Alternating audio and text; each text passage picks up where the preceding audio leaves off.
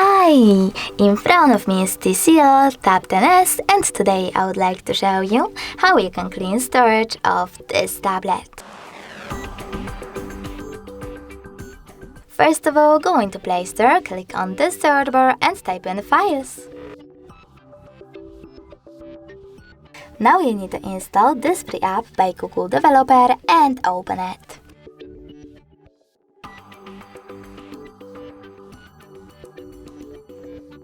Over here, select Continue, tap on Allow, and click on the switcher next to Allow access to manage all files. Then tap on the back button. Finally, you need to select Clean over here on the left at the top.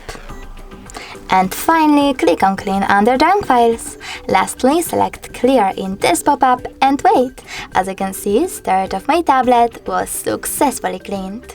Thanks so much for watching. If you enjoyed this video, leave a like, comment, and don't forget to subscribe. Bye!